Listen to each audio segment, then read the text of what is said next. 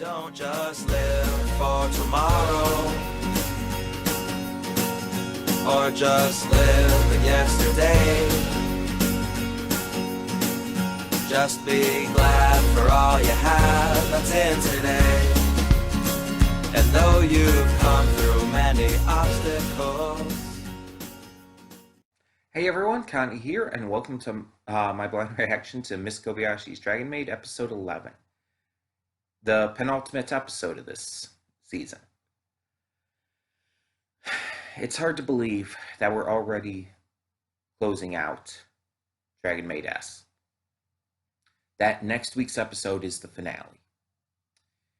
And my theory had already been that these last two episodes will have some kind of tie-in as a finale in a way.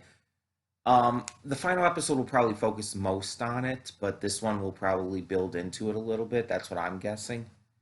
Because I believe season 1 did kind of that thing, and a lot of anime do that. But we'll see. When I first started season 1, or season 2 rather, Dragon Maid S, I didn't know what I was going to think. I knew about the character of Lulu beforehand. I didn't know much about her. I just knew she existed and what she looked like. I knew that she was going to be a focus and bringing her into the group this season and all, into the family. But I didn't know like what the season was going to be like overall. And it surprised me. The amount of development with the characters and world, the amount of just great memorable moments that rival those of the first season. And it surprised me.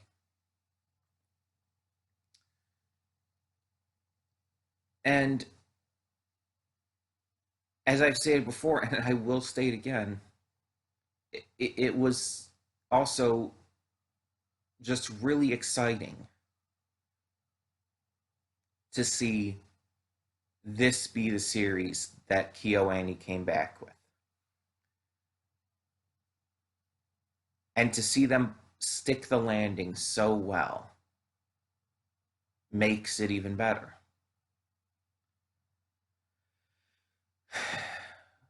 And now there's only 2 episodes left, including today's. So how is this going to end? This season is already a huge success story for KyoAni.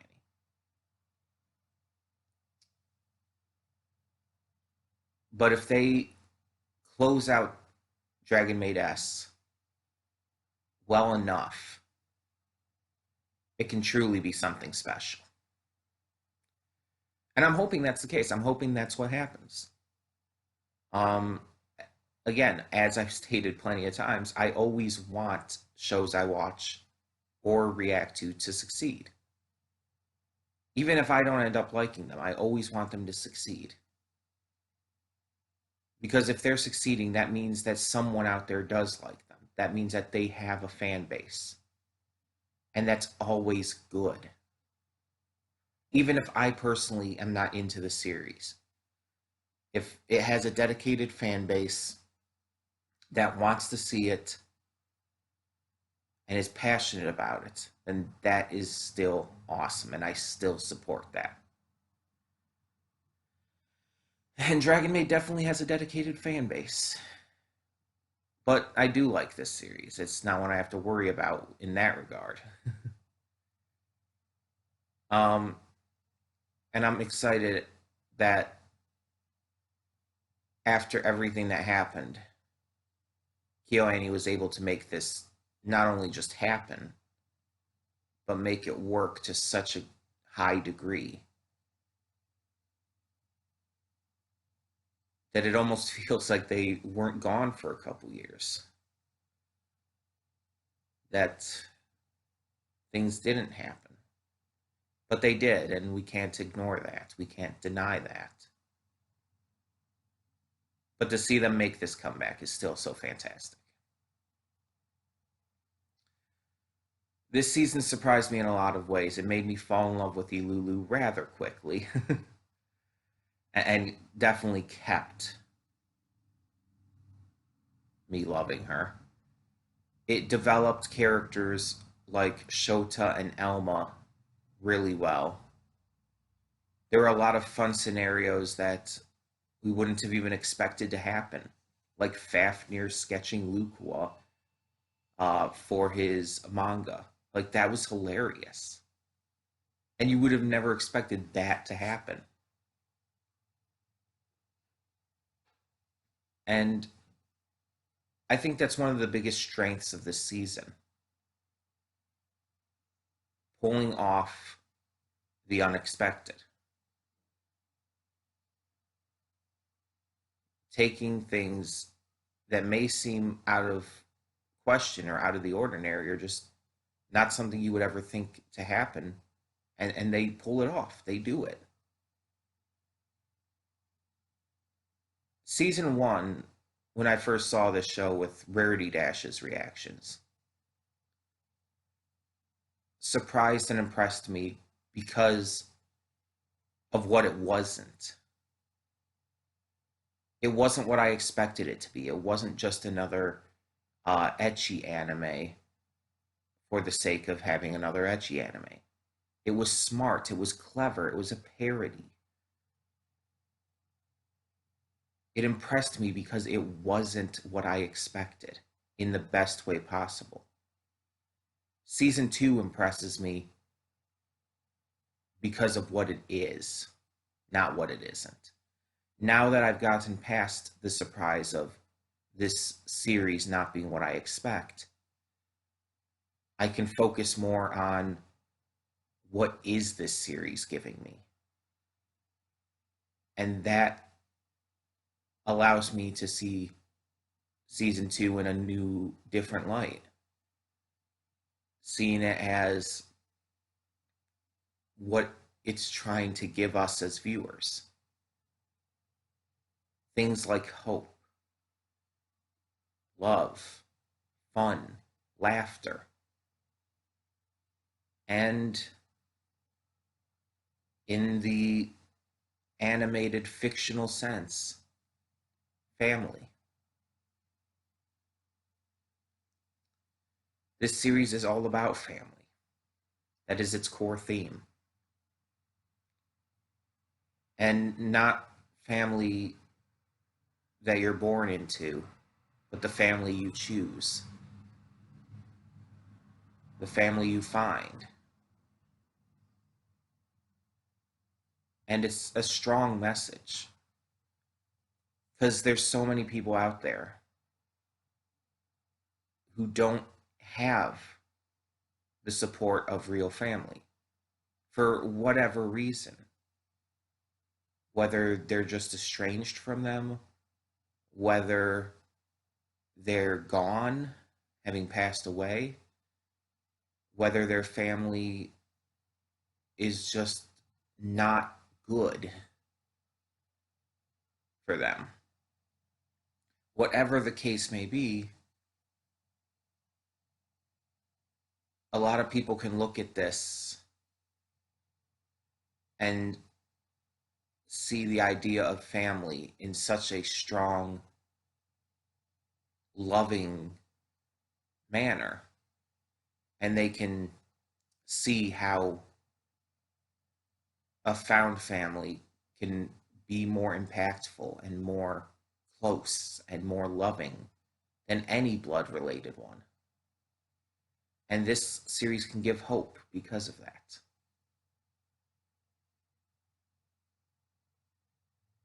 Hope that the same can happen to any of us, that we can find our own family too. And it's wild to think that all this can be taken from an anime with and about a big-tittied dragon maid who wants to sleep with her master. An anime about another big-tittied dragon maid who is overly sexual. or this childlike dragon who has a really wild kind of relationship with this girl in her class. Or another one who's obsessed with sweets.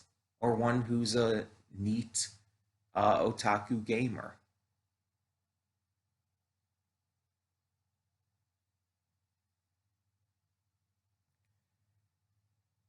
Despite how crazy and weird and parody like that this show is, it still takes the time to be serious when it needs to be and to make us care. Showing that the people behind this also care about us.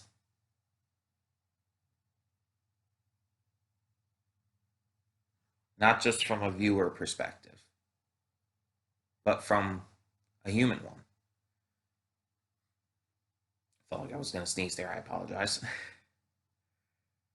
um, they want us to learn from these characters, not just to laugh at them.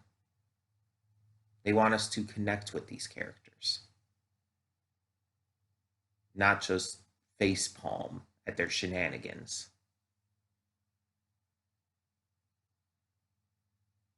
And a lot of shows do this kind of stuff. It's not just this. But it's always good to see when a show does. When a show takes the effort to do this kind of thing and show their fan base that they care. So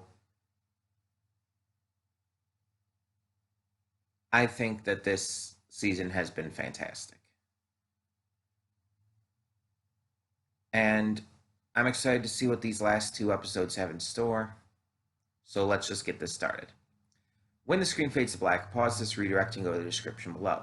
Follow the link to the reaction, and after you watch it, come back here to the redirect and resume play. Because after it fades to black and then fades back in, everything from that point forward will be my afterthoughts and will contain spoilers to the episode. So, that being said, thank you so much for tuning in, and I will see you at the reaction.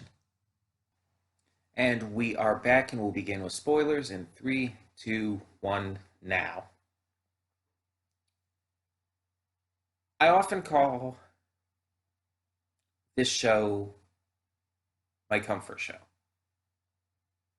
At least one of them. And I praise it extremely highly for being cute and funny and just, well, comforting. Something I can come to and have fun with and just generally enjoy. Without having to worry about getting stressed or too much emotional excitement or whatever like that.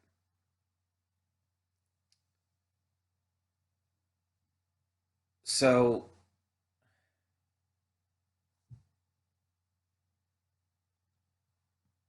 I should have expected this based on how season 1 closed.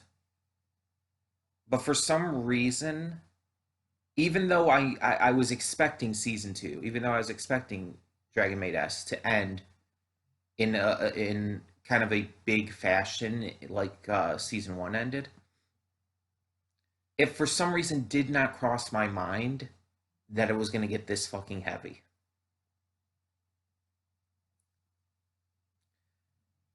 That it was going to get me to get really emotional and that it was going to drop these major bombs like this. I don't know why, but it just didn't occur to me that that's what was going to happen.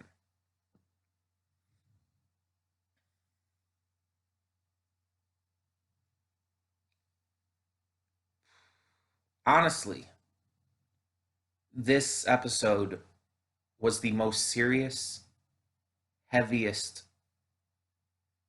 episode, and just moments in the entirety of this series. It far surpassed season one. It was important, it was heavy, it was intense, it was information heavy. It it gave us so much clarity and depth into this world and its characters that I'm still trying to process it all. And as I talk about it here, I'm probably going to miss something. I'm probably going to forget to mention something, or I might even get something a little off because I'm so, for lack of a better word, I'm flabbergasted.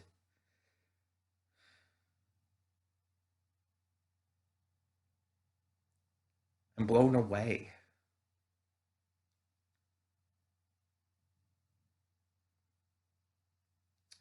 And that's why I had to choose Baby Tohru for my thumbnail, because if I didn't, that would eat away at me. I needed something cute and wholesome and fun as the thumbnail. I the only other thing I could think of choosing was the Lord of Demise, Toru's father. But I didn't want to do that. I didn't want to go that heavy. This episode was heavy enough.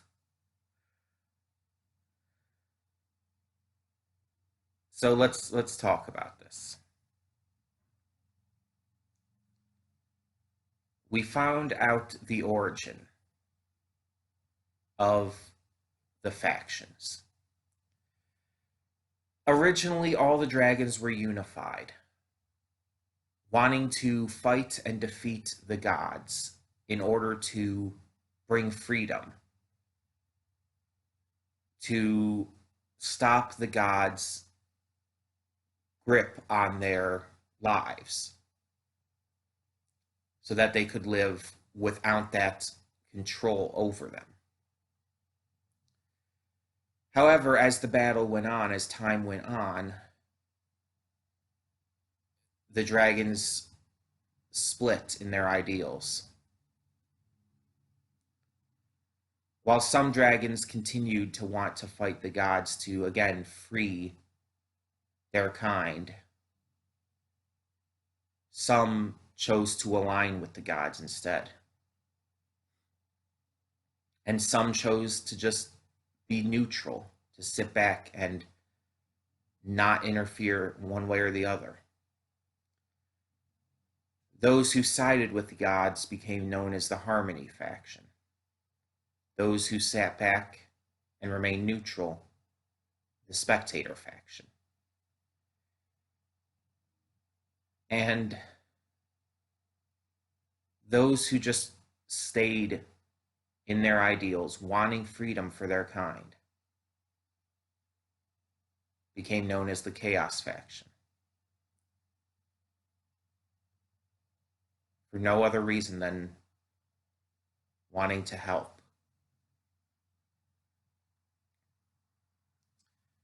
The Harmony faction began to fraternize more and more with humans and humankind. And so in retaliation, the Chaos faction began to demonize them. They began to tell their offspring and spread propaganda about the humans being bad and evil and wrong. Not even the King of Demise, not necessarily believing it himself, spread those beliefs to his daughter, doing it for her sake so that she wouldn't be a target by other members of the faction. But at the same time, always encouraging her to find her own path and to explore many worlds.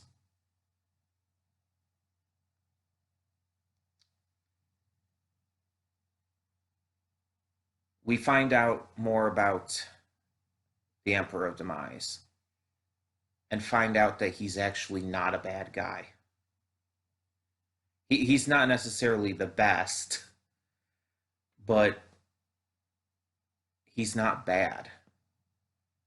He just kind of had to act bad for his position, for his safety and the safety of his daughter, who he clearly is shown in this episode to care greatly for. He wants the best for her and wants her safe, consistently checking in on her with his friend, who just happens to be Shota's father and the guy running Kobayashi's company.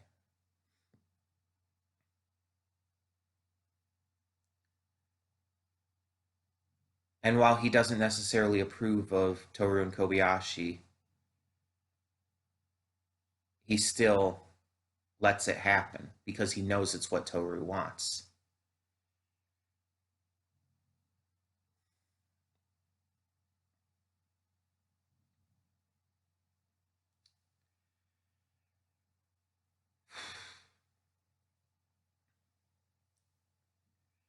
And we find out why Tohru came to the human world.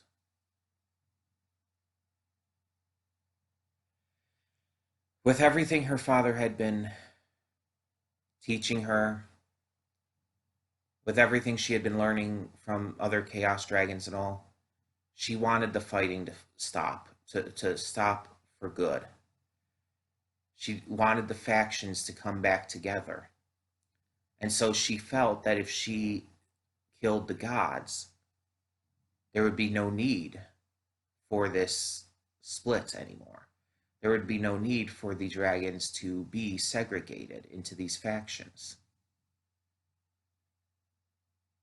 But in the battle, she was badly wounded, as we've seen in the past. She escaped to the human world, finally gaining the freedom she wanted, but not really achieving her goal, and finding herself lonely. And then Kobayashi came. Not only bringing her true freedom, but someone to share it with.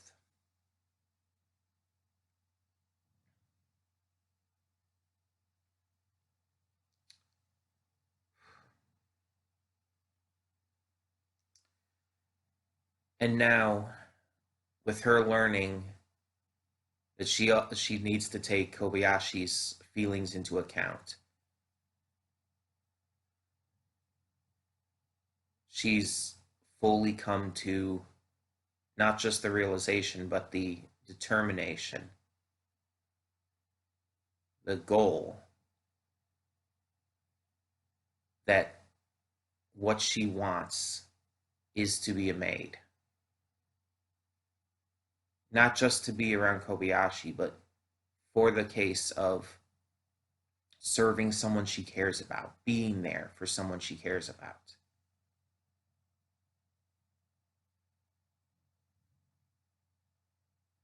She, in a way, wants to be a support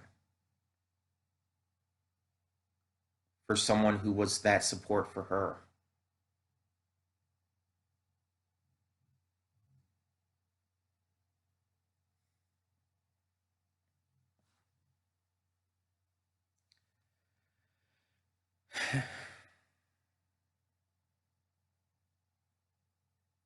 I'm sorry if there's long pauses here and everything. It's just, I'm still processing all of this. I'm still trying to kind of figure out what to say and how to say it. It's just,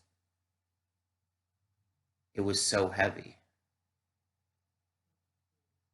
It gave us so much more depth into Tohru's character and the dragon society. Like, we kind of just figured that the Chaos faction were, well, chaotic, that they were even possibly bad guys in a way. That the Harmony faction were inherently the good, peaceful characters, dragons, whatever you want to say. That the Spectator faction was just staying out of it, and that one is true. But we now know that that wasn't the case at all. That the Chaos faction were simply called that because they wanted to fight the gods to free their people still. And that the Harmony faction were only called that because they sided with the gods.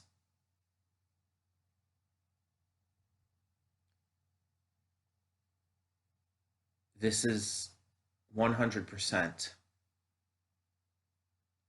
an example of bias-based labels. Throughout history, people have been given labels based entirely around biases towards them. They've been called all kinds of things, but especially the most typical things, the most simple things that carry more meaning than they should. People have been called bad or evil or wrong for just simply not going along with others.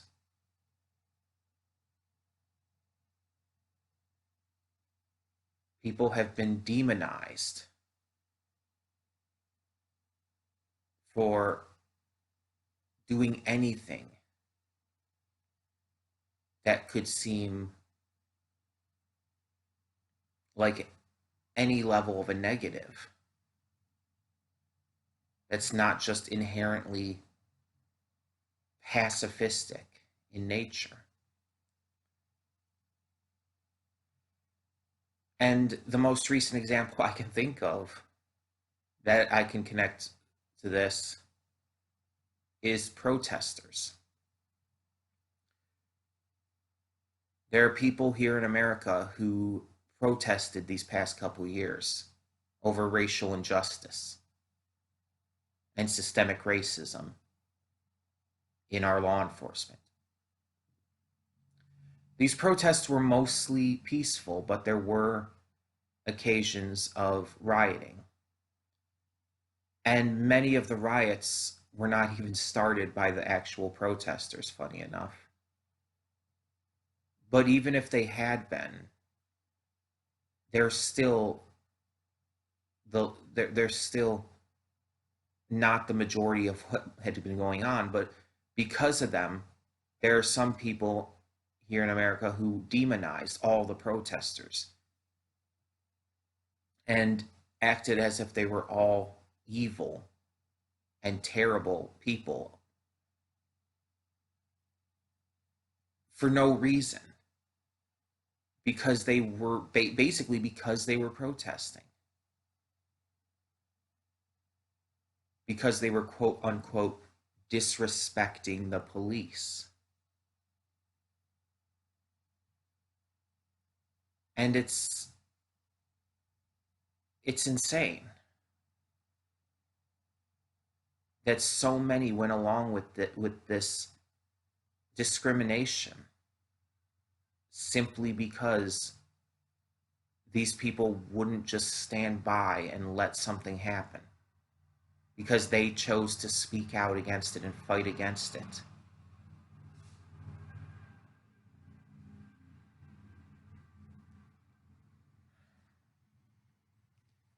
They were demonized for just wanting to do something they found to be right, to help people, not hurt them. They were given all kinds of terrible names and nicknames. They were called all kinds of terrible things. And it's the same case as in Dragon Maid here. The Chaos faction were called that simply because they were, again, trying to free their kind from control, from the control of others. That's all they wanted, but they were labeled so negatively because of it, because they didn't uh, turn sides because they didn't choose to just be a spectator.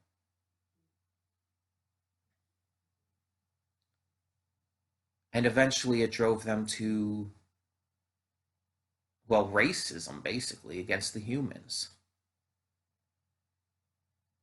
Because they were so incensed, so upset by how they were being treated by the other factions, that when they saw the Harmony faction fraternizing with humans, they automatically assumed that the humans were going to be bad to them too. And so they had to spread that propaganda, that belief that that was the case, that humans were bad, in order to, in their eyes, protect themselves. It's way too many levels of a fucked up situation.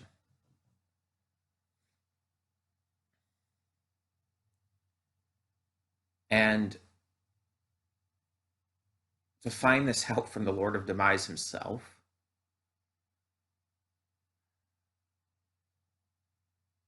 to have him, like, who we thought in season one was like a big proponent of this kind of like dragon uh racism kind of shit, basically. We thought he was like a big bad and everything, to find out that not only is he not bad, but that he's actually actively against the faction split, that he's against all of this destruction and violence and whatnot, is wild.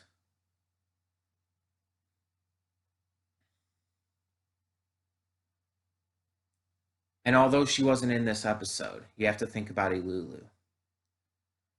Elulu wanted to be friends with humans. She had human friends when she was a kid.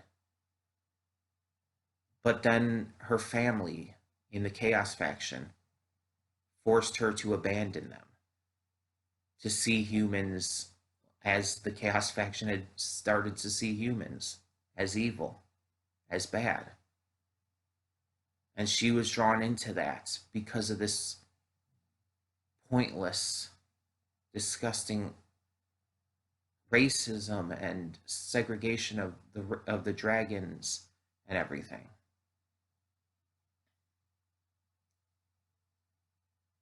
She was brought into this, and it hurt her deeply, more so than she even knew at first. But like with Tohru, it allowed her to come to this world, to find a friend in Take, a job that makes her happy, and for her to find Kobayashi as well.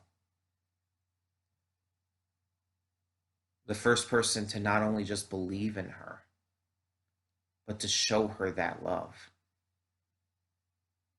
and to assure her that she can be who she wants to be and make friends with humans.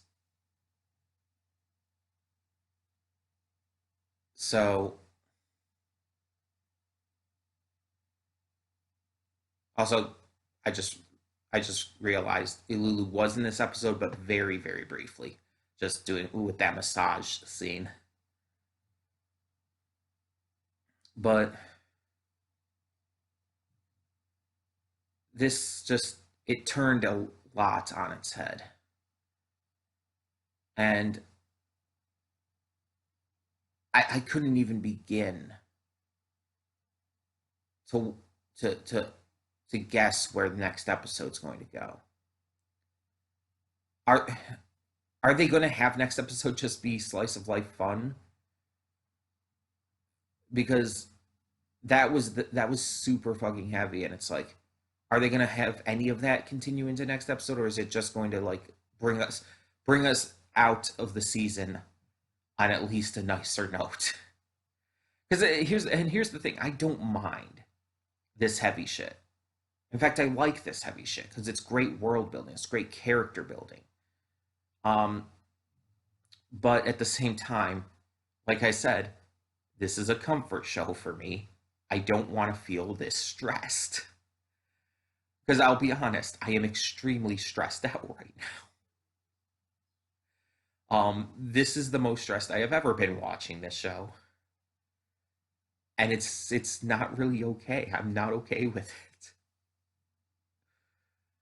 I want the cuteness. Again, that's why I chose Baby Tohru as my thumbnail. So it's like I kind of want the final episode of the season to just be slice of life cuteness and fun. But at the same time, I do like this heavy stuff. I genuinely do. It's just it's not what I was expecting for some reason. Because I don't know. I do not know why it just in my head I did not expect I had no idea that this was going to or this even could happen here. It just did not pass through my mind. It did not occur to me at all that this is what we were going to get for the end of the season. I don't again I don't know why. It should have occurred to me because of how intense season one's finale was, but it didn't. So I don't know.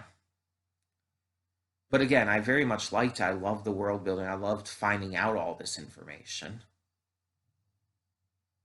It's just it I think it took a few years off my life. Like I'm legitimately not kidding here.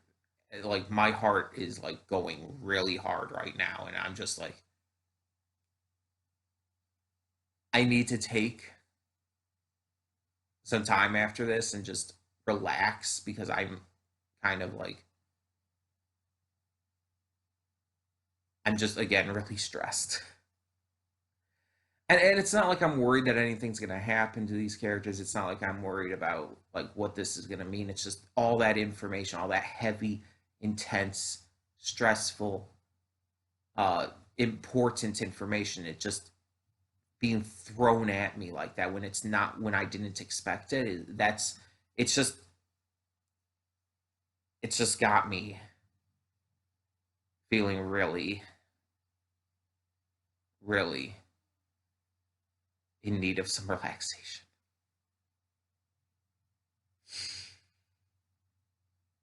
So I'm sorry if these weren't the best afterthoughts. If I forgot anything, please let me know. I can clarify for you. I'm probably going to need to see this more times. Luckily, I'll know what I'm getting into these next times, but I'll need to see it more times just to really grasp everything. So yeah, tell me in the comments below what you thought of this episode. And again, if I forgot anything, feel free to bring it up. I can clarify anything in the comments. For now, though, I'm Connie and I'm signing off. See y'all next time.